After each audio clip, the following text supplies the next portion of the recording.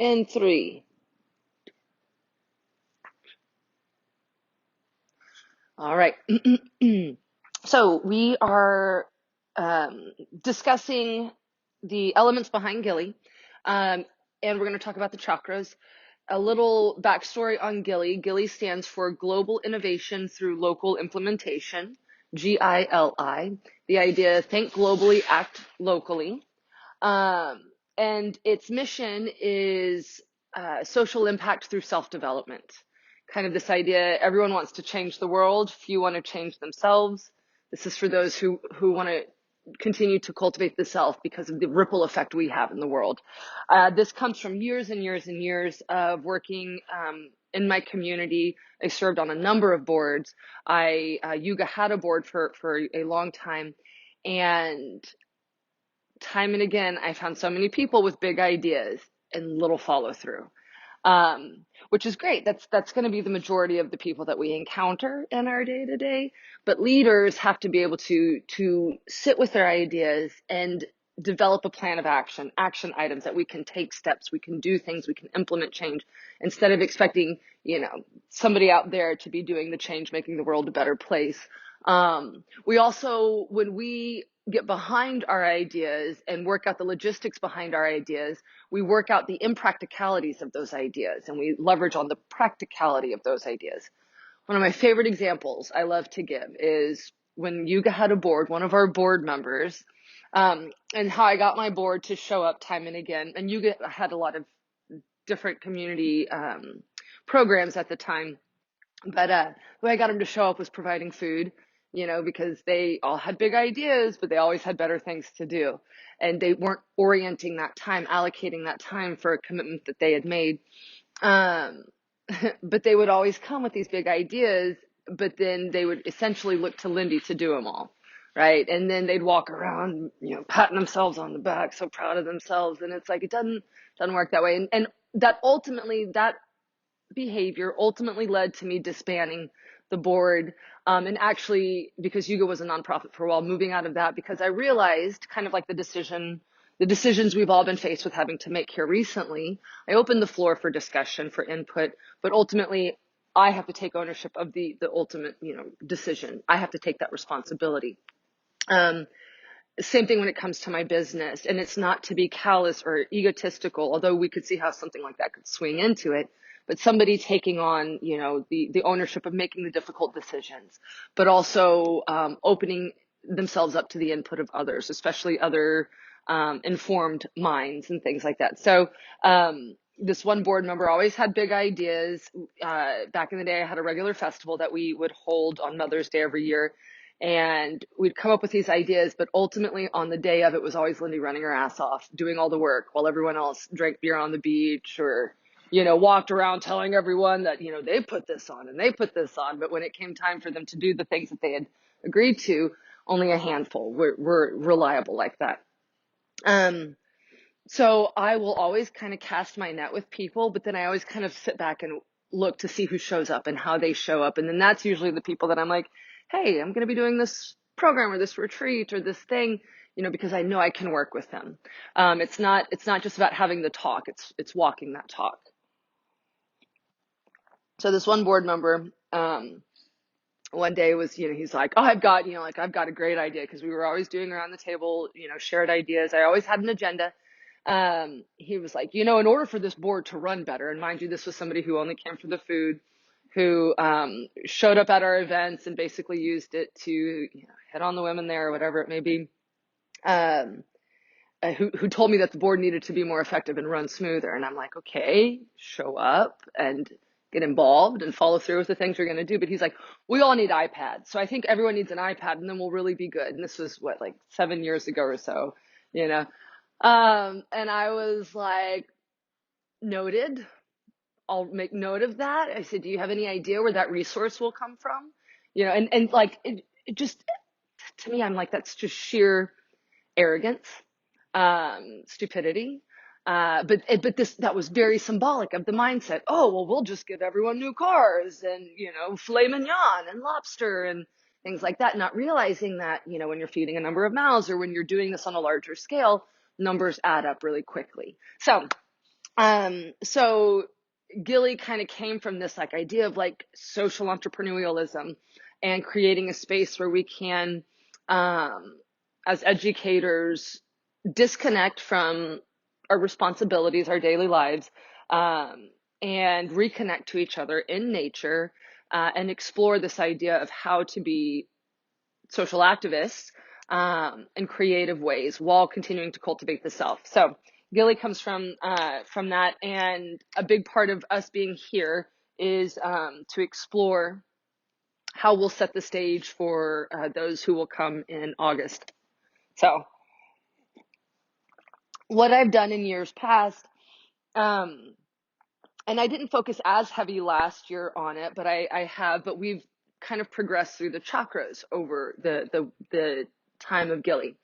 And this is my proposition for GILI this year, but the floor is open. But each day we kind of progress through with elements of the chakras. So we're gonna have a discussion, shared discussion on the chakras. But a couple things I want to introduce to y'all first. So I talk a lot about bubble charts. Um, this is a go-to for me. So one of the things about the chakras is that they provide a structure, they provide a system. And so with the system, we can better orient ourselves. Anadea Judith uses the example, the author of this book, Anadea Judith, I would say like the living expert on the chakras. She's got all kinds of videos. One of y'all posted, was it you, Alma, that posted a video of, you did, Laura, okay, of Anadea Judith. So I thought that was really great. And so this is the scope, right? She's really dove into this path. This is her scope, her niche that she's developed over the years. So she's a great resource for that. But she uses the example of the library. Could you imagine walking into a library and the books are just thrown all over the floor and you needed to find a book on saltwater invertebrate? I don't know, right? You know, if you're having to like, just dig through the sea of books, you're coming across a cooking book and here's an exercise book and here's a, a classic novel or whatever, it's going to be nearly impossible to find that needle in the haystack. So the libraries have this great way of systematizing things. So the chakras are beautiful ways to kind of build these components, these systemizations to physical aspects of our experience, psychological, emotional aspects of our experience. And just like the universal principles, it's a lifetime of learning, right? Like you could easily learn the names of the chakras and the locations and the colors and the correspondence and done. But to really percolate on that, it's going to show up differently at different stages of your life. So this definitely is not a training that goes extensively deep into the chakras, but this is a really great book to introduce you to that field, that science, that study. So my thought with GILI is I'd love to play with the chakras again, and it also helps me kind of structure the curriculum. So bubble charts, organization, structure, systemization. So especially when you're creating something new and innovative, right? I didn't get a blueprint for hosting a big retreat and, go from there. I actually, my money would generally went to teacher trainings. I didn't go on enrichment retreats much, and I was like, we need more of this. And so when I started, I was really going at it blindly in a lot of ways. I mean, I wasn't. I'd helped facilitate a retreat in Costa Rica, but that was like more like a party. But it was a great learning experience. So bubble charts help me get what's going on up here, all the, like the library with all the books all over the floor. It's where I go into the library and I'm like, cookbook, throw it in that pile. Exercise book, throw it in that pile. Science book, throw it in that pile. Cookbook, throw it in that pile, the cookbook pile, right? You start like this gross organization, and then over time it's refined. So I'm a big utilizer of bubble charts. This is one on videos for y'all that I'm working on compartmentalizing everything I want to get out. And actually, I need to go back in here and highlight some that have already been done. And I come back to this again and again, and I work on it. And this is actually an evolution of another bubble chart I've done with how I want to do all the videos that I want to cover with y'all and how to get that in order. So I started off bubble charts with poster boards, but then I had so many poster boards and I didn't want to get rid of them because I was still utilizing them. I was going back to them. It's also fun to return to them and go, oh wow, I did accomplish this. And I'll look at it and I throw my ideas down. And as I start moving through, I'm like, ooh, we need more on this tenant. And I go on and then I'm like, oh, you know what? We really didn't need that. Like that was a good idea, but like it doesn't pertain to the bigger context of what we're trying to achieve, the goal we're trying to achieve. So it's this, for me, it's a really nice working tool instead of going, okay, I've been thinking about, the videos for my 300-hour trainees and things get lost in the wash up there. Or if I have countless, which I do make lists, I'm a list person too. It brings me sanity. I'm like, oh, I made a list. It feels good. Right. And so we want to, lean into those things that bring us peace. For some people, lists may cause anxiety. It's not for you. Don't do that. So, but this gives me something to go back to. This gives me a place to take my lists, and organize them in a haphazard way. And then like I could open up my Google Docs for y'all and you could see, oh, there's even more organization that has been refined from this. So as we go through our chakra discussion, I flipped to this last page. I was going to start a bubble chart for our thought process, our ideas on the cultivation of GILI, right? And like things that we want to do. So as you have ideas, we'll throw them down here, and go from there. But my bubble chart started with poster boards. Yoga, when yoga became more than just my style of teaching yoga, to a physical entity, it started on a bubble chart. And I still have that bubble chart to this day, and it's fun to go back to that. And it's informative. So I went from poster board to these large sketch pads. This is my second one now. My lovely husband, like the third day I had it, kicked coffee all over it. It was like my brand new one. I was like, oh, and then he kicked coffee all over it and was like, yeah, so I've got coffee on it. But such is life. Right? Yeah, there you go. So I've done this for myself personally and professionally. This is some of our goals that I began to orient myself with. So I just wanted to expose you to this. This is, what is this? This is, I think, still part of y'all's training that I was, yeah, this is part of y'all's training. So on and on it goes.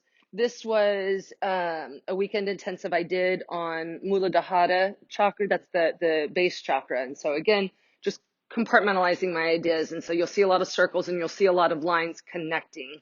Here's one connecting here. And it's just a way to help me map out what's going on in my brain, and begin to organize it. This may not be for you. You may look at this and be like, Lindy, please put it away. It's causing me too much anxiety. Honor that, right? And also share strategies that work for you.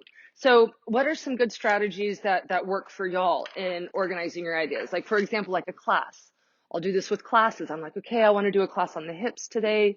And so hips in the center. And I'm like, all right, what's my anatomical emphasis? And I'll talk about like, pelvic stability, hip mobility. I'll be like, what poses are good for pelvic stability, and all It's a way for me to begin to brain dump, and then I can refine it and make a more coherent classroom. So what are some strategies that work for y'all for organizing your brilliance, organizing it and manifesting it into the real world? List, okay. List, nice. So list work for Laura. Creating an outline works for you, Alma. Nice.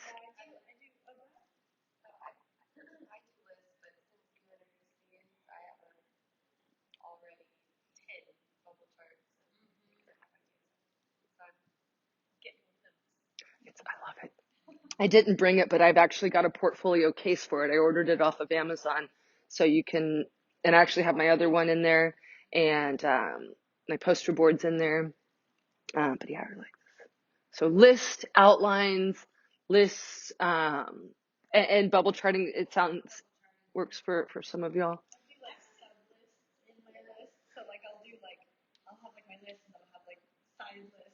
Nice. List and sub list. Sweet.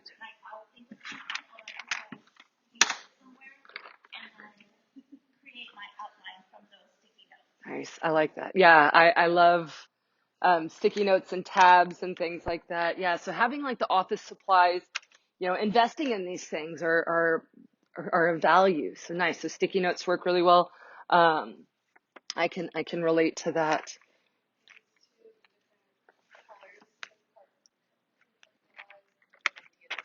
Right. So different colors. And I'm also kind of just showing for our friends who are not here, but yeah, different colored pens. I agree. I like that too, because then you can start to organize things in that way, and in a way that your brain is like, it makes sense. It clicks for your brain. Any other?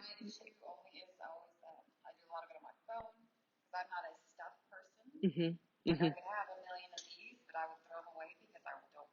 Yep.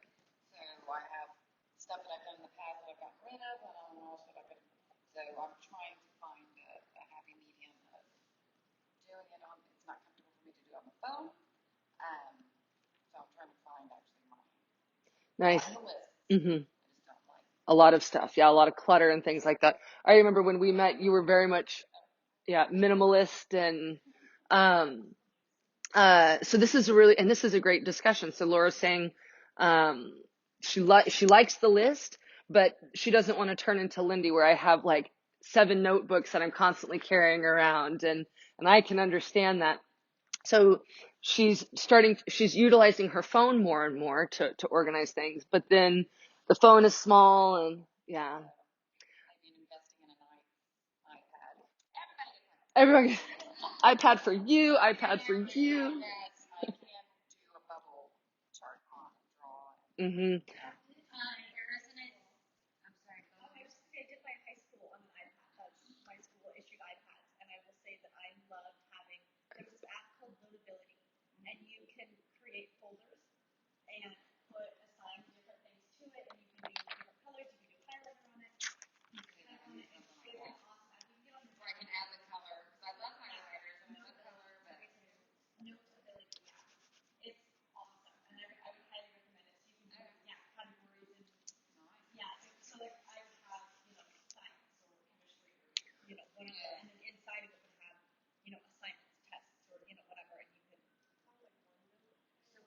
Sweet.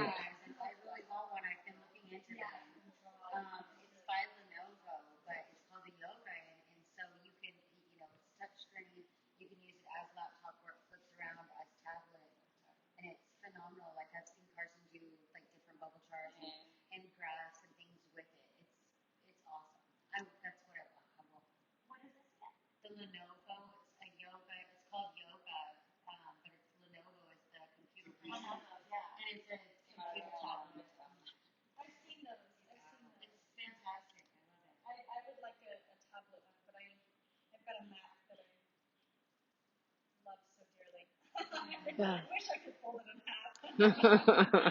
Nice. So discussion being around investing in equipment such as an iPad or a Lenovo Yoga. Um, yeah. And then Kyla pointed out there's a really good app called Notability that helped. Yeah.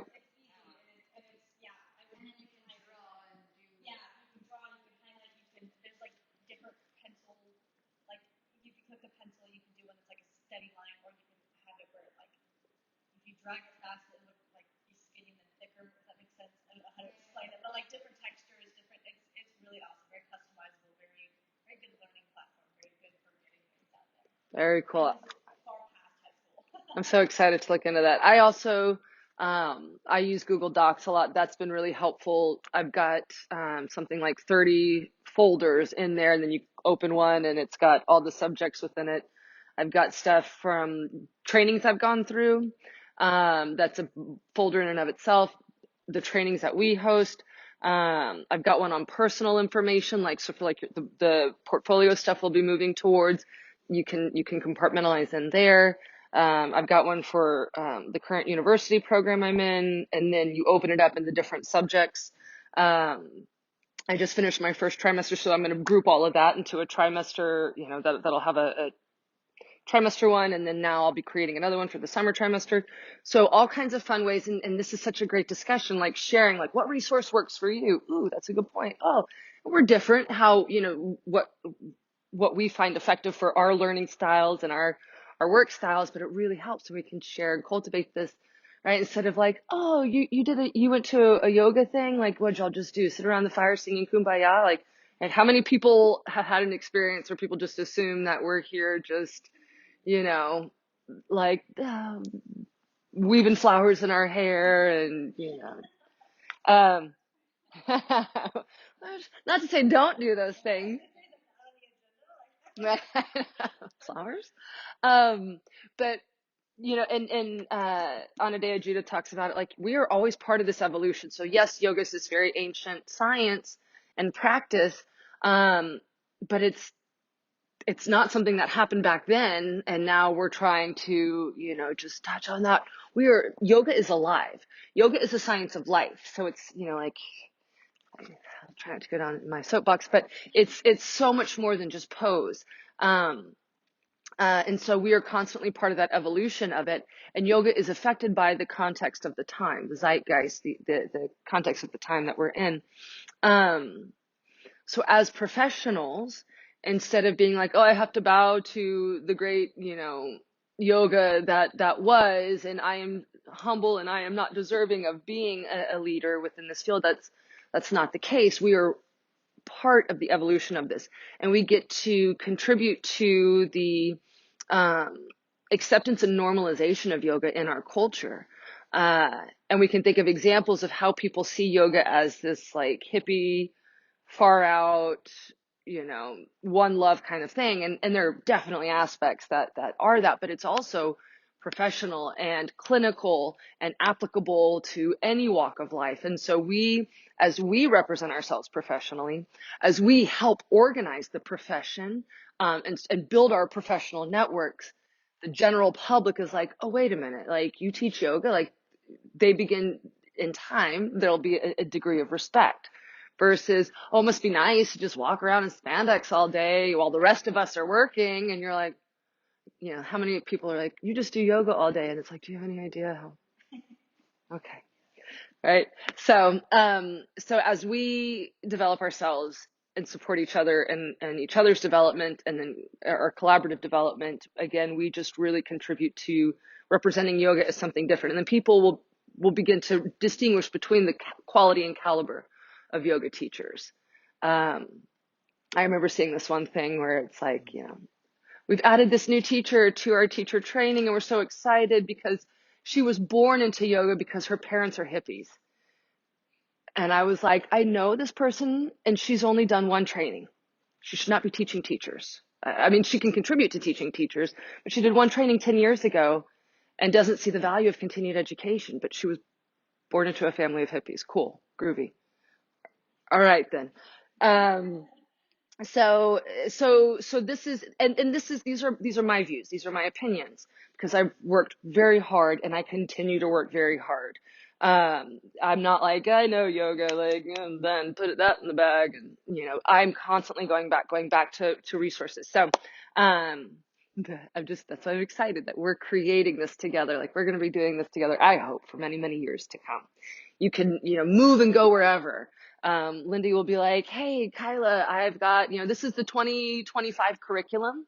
Look at these dates, look at the topics, let me know what you're interested in. Or Kyla may call me and be like, hey, Lindy, I want to do something out here where I'm at. So we can build these bigger networks, especially in light of our current circumstances. We're really having to learn how to tap into that globalization and digital platform.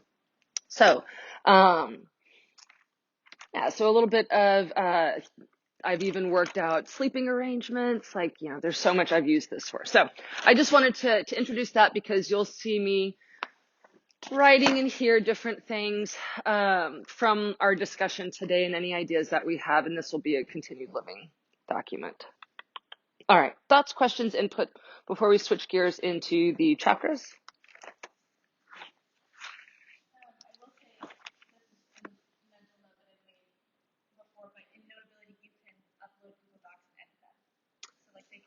That's cool. That's really cool. Yeah, so that's good to know. I like that. Um, Very cool. Yeah, and it's nice because, like for myself, and I'm sure you've all done it too, like you do different trainings throughout the year, different workshops, different events. And it's nice to have it on paper and written down. Same thing with your class plans. But then you're like, oh, where's that teaching journal I used? Or I want to go back to what that teacher said. And they're flipping and flipping. Whereas Notability or Google Doc or another platform, you could type in a keyword, or you can go to the folder that you know it's in and pull from there. Awesome. I appreciate that. Okay. Nice.